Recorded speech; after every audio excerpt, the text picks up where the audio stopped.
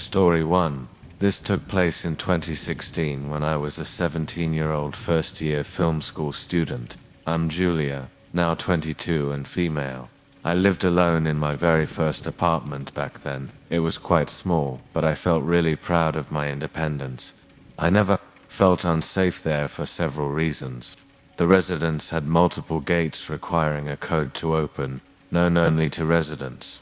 My door itself had 3 different locks. Being right next to the university meant most neighbors were college students. Nothing bad had ever happened in that neighborhood before. I've always been extremely careful about locking my door when leaving, always checking twice due to slight OCD. One time, I left for class and locked the door, but the key got completely stuck. I couldn't remove it. I went to find the building caretaker for help, but he wasn't there, and I was getting late. I went to class with the key still in the lock, having taken it off the keychain first, so it wasn't too obvious. When I got home, the caretaker was back and came to help. We struggled for 15 minutes before he somehow got it out. He told me the lock was damaged, but that I didn't necessarily need to change it if I only locked it once instead of twice. I just said okay, not worried because I felt so safe in that building. Fast forward 2 months later, I was taking out the trash around 11 p.m. one night, on the phone with my sister. I remember telling her I was taking out the trash and would shower afterwards before a party. As I said, I always locked the door, even for trash, because of the damaged lock. I only locked it once this time. When I got back, I found the door unlocked, which immediately alarmed me. I went inside and immediately locked all 3 locks. My apartment was small, just 215 square feet when you walked in. The main room was straight ahead, and the bathroom door was immediately to your left. I had left the bathroom door slightly open. Now I could see a man in my shower, his back to me. Naturally, I tried to open the door and leave as fast as possible. Except my main lock was damaged from 2 months earlier, and I couldn't open it no matter how hard I tried. In that moment, all I could think was I had to leave immediately. I jumped out the window without really thinking, figuring it was the only solution. I lived on the 2nd floor, so I smashed my ankles on the landing. I started running any way I could. When I got a little further, I looked back. A man was at my window watching me run away. I thought of 2 outcomes. Either he would jump, chase me, and I wouldn't get far with twisted ankles, or he'd get scared of the height and be locked inside. Thankfully, he picked option 2. I hid in a bush further away and called the police, who arrived in just 10 minutes because I lived near the station. They pushed my door open. The man was just sitting on my couch, holding a kitchen knife, waiting for me like he didn't think I'd call the police. They arrested him and told me what happened. Like I said, it was a friendly neighborhood with mostly students. He got inside the building when others held the door for him. He then heard me telling my sister I was going to shower, so he waited in the bathroom. He picked my lock while I took out the trash. He'd apparently noticed me on campus and followed me home several times before succeeding. He stayed inside, waiting because I'd recently changed my phone. The old one was still on the table, so he thought I didn't have a phone to call. I don't live there anymore. After that, everyone needed identification, proving they lived there to get in. Building IDs were created. We had to scan them every time, the only way inside. Nothing bad happened there after that. It's back to being peaceful and friendly. Story 2.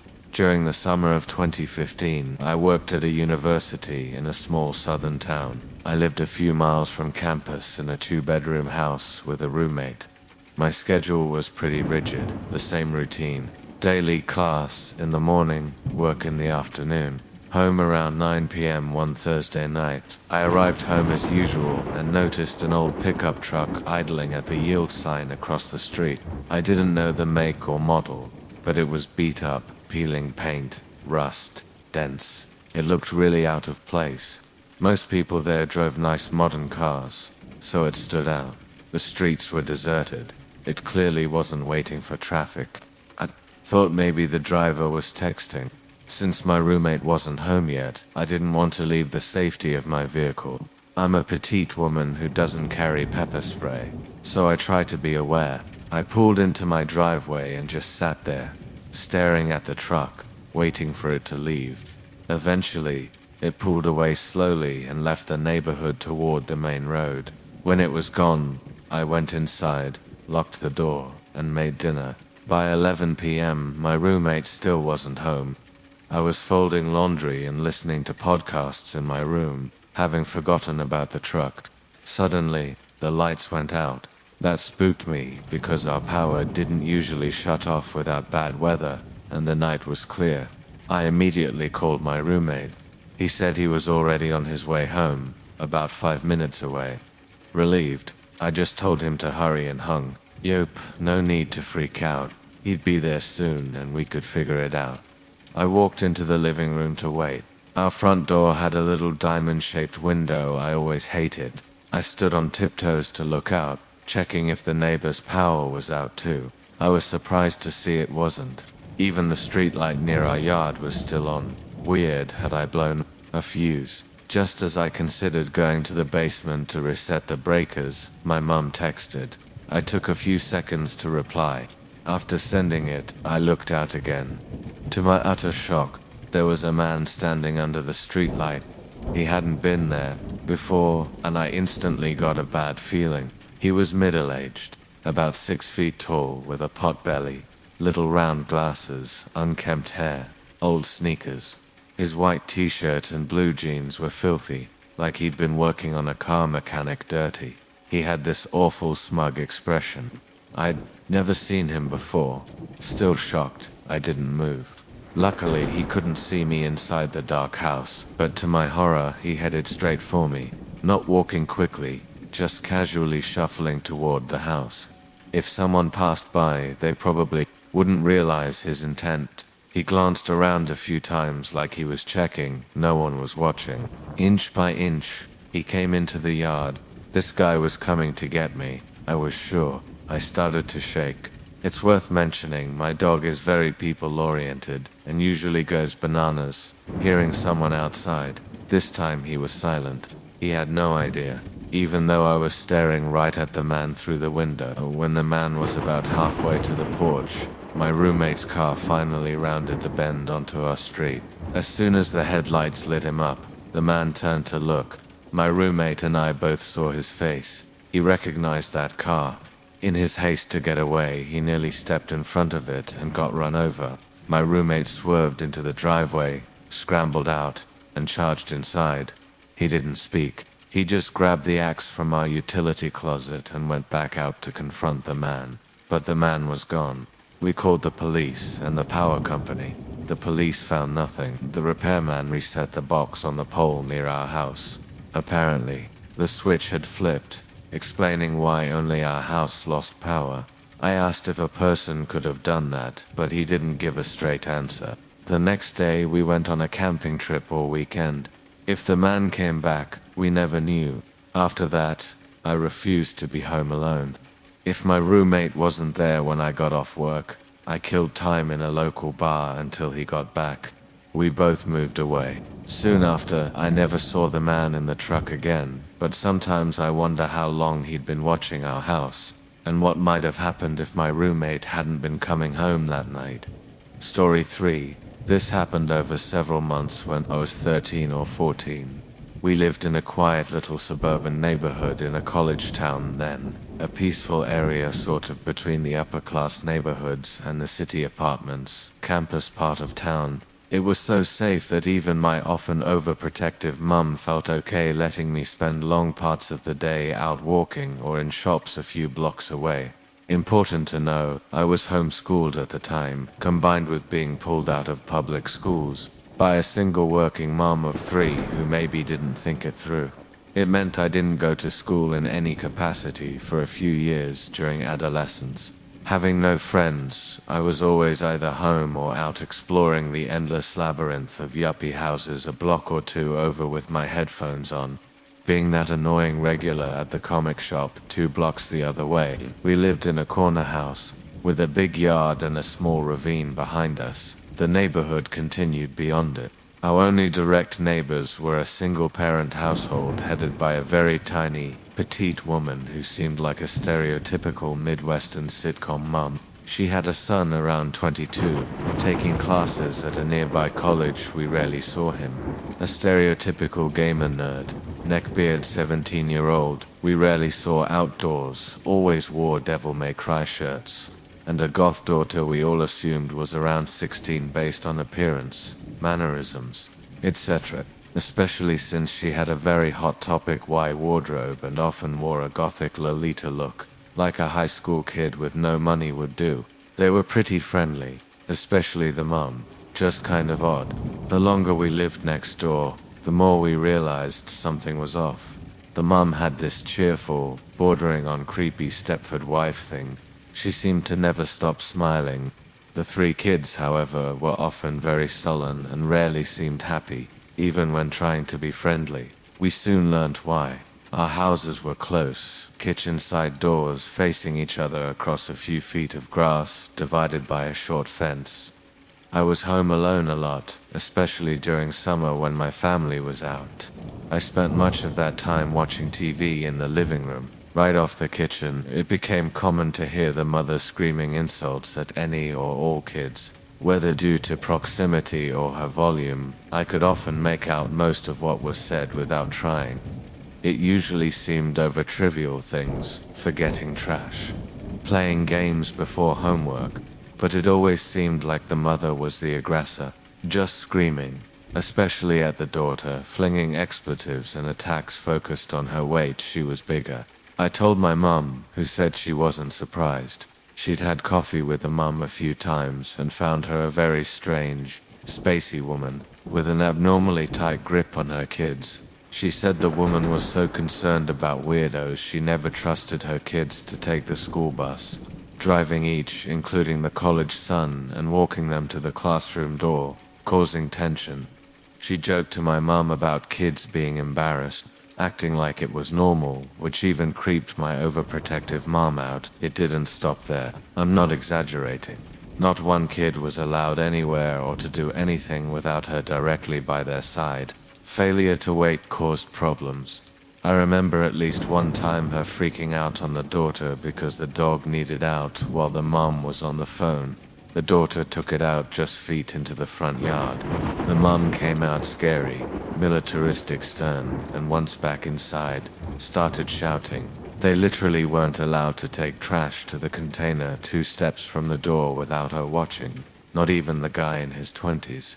So the kid's oddness made sense.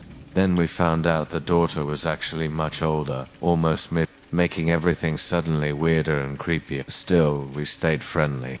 At one point, we started getting random doorbell rings, mostly daytime. There was a group of college students down the block who screamed obscenities at me when driving past and constantly had cops visiting for things like drag racing, so we assumed it was them. This continued infrequently. One night, cops knocked, saying they had a noise complaint for our house when we'd been sitting quietly. Then other unnerving things happened. For example, one Friday we put up garage sale flyers on our block and surrounding ones. The next day, all flyers specifically on our block were torn off poles and ripped up, but no other posters on those poles were touched. We made more Saturday morning and put them up. After hours dragging stuff to the garage, we went back out to the street and saw all our flyers on our street had been ripped down and shredded again, specifically only ours. We were unnerved but didn't dwell on it. My mom realized she couldn't afford the rent much longer, so we were moving in weeks. Then one day I was home alone. I heard a large vehicle pull up and our dog tethered to a tree out front to enjoy the weather, freaking out. I peeked out and saw an animal control officer trying to slip a neck restraint on the dog. I went out and asked what she was doing. She said she got an anonymous call saying the dog had been out for days, unsupervised, without food or water, which was obviously untrue. I called my mum, who came home immediately while the officer waited. By sheer coincidence, the animal control lady was a high school friend of my mum's. They hugged and caught up. The officer said while she couldn't disclose the complainer's address, She could tell us it was right on the street, motioning towards the house next door. We were confused. We were always friendly with them, even talked dog stuff since they owned dogs. We didn't know why they'd do that. Again, moving soon, my mom decided not to bring it up. Then, very close to moving, I found a paper where the daughter had written her DeviantArt account. Out of boredom, I checked it. As expected, lots of bad sexualized furry art and Slipknot mushroom head fan art, thinking I might find more. I clicked the link in her profile to her live amongst Slipknot mushroom head pics, lyrics, and fanfic. I saw a personal journal entry titled, "My Neighbors." What I found there I'll never forget. It was a diary entry ranting about animal control being called to her house for her dogs, claiming the officer told her we made the call. She wrote about a burning violent hatred for us, wanting us to die. Since this was pre-social media, I guess she didn't think anyone would find it. She gave us the DeviantArt account it linked from, but maybe she assumed in that era we wouldn't connect it. Heck, years later, an ex linked her Tumblr from Facebook, causing drama when my family found vitriolic rants about them posted hours after she friended them. And she was still shocked they found it. So people don't think. The comments were full of people calling us pieces of shit and telling her how to legally terrorize and get revenge, ringing doorbells and running, calling cops, giving us a taste of our own medicine by calling animal control on us. Many posts suggested stalking us, breaking into our house, or after she whined animal control didn't take our dog, to kidnap or kill our dog or do other rash things. Since this was pre-social media, pre-Facebook, even pre-my laws weren't as clear to my mum, she feared involving police might make it worse. The fact it was pre-social media also meant she had detailed physical descriptions of us in her hate post, which was unnerving. So my mum elected to keep quiet, move away as planned about a week later, and never see them again. That's what we did. The whole thing makes me uneasy still. Like, what the heck is wrong with you? Why make a post like that about something that never happened? Why follow revenge advice when you have nothing to avenge? It hurt more because I genuinely liked this girl. As a weeaboo comics anime metal nerd, I figured we had common ground. But if she was so unbalanced to do this, and seeing how things escalated, would anything have stopped her from doing something more screwed up? Story 4. My girlfriend and I moved into our apartment, the first floor of a high ranch, a couple of months ago. It's in an okay neighborhood, though some seedy areas are nearby.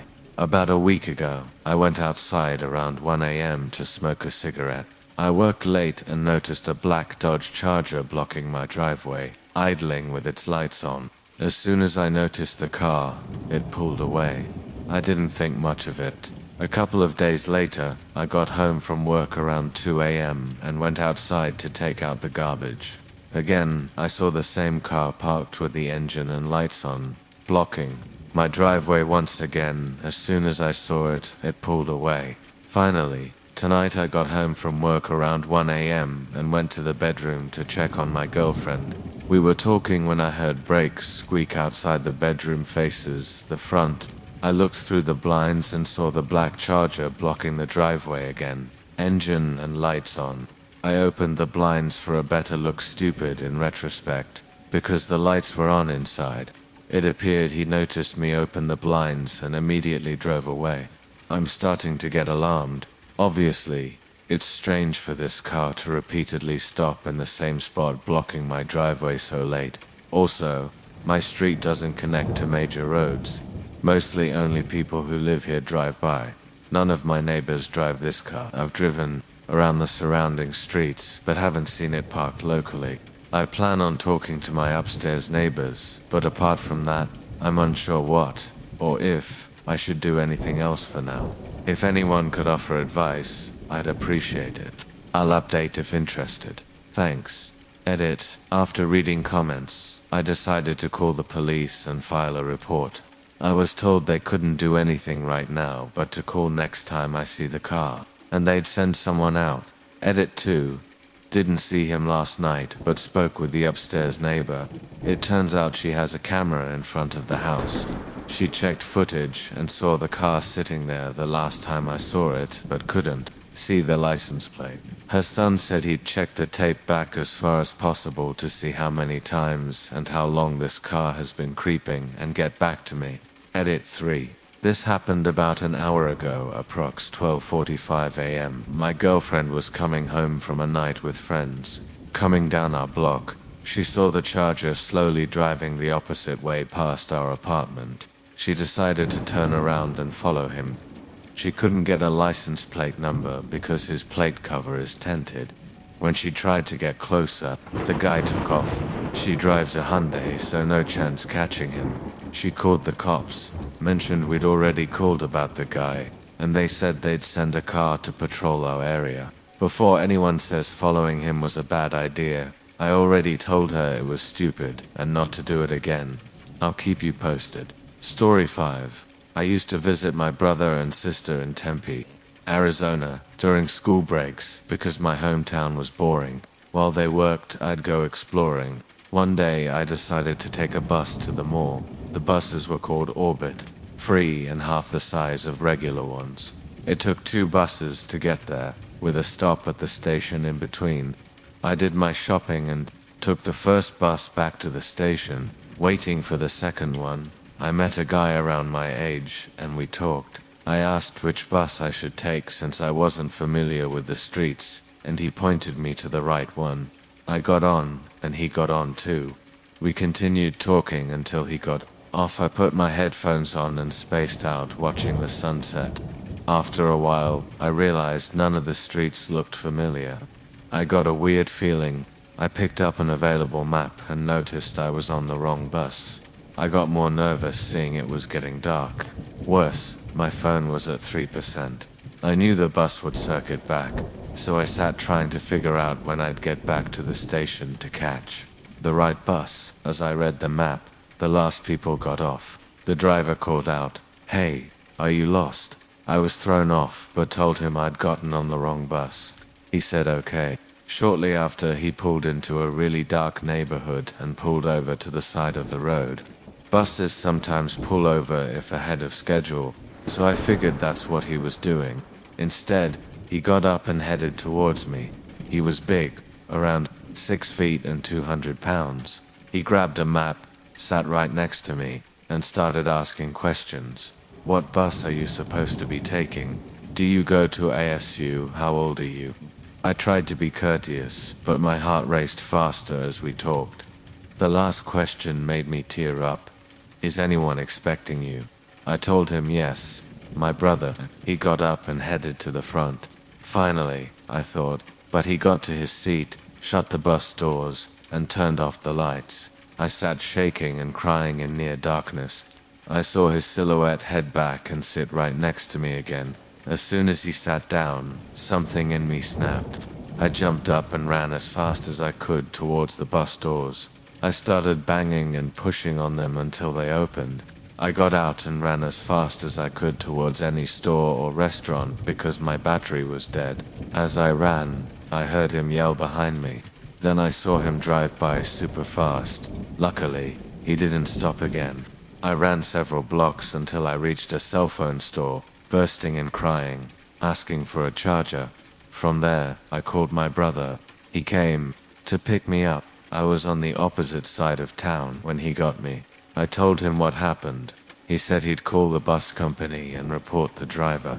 I should have been more careful, but I was just a naive teenager. Unfortunately, I don't know what happened to the driver, but I hope he got what's coming to him.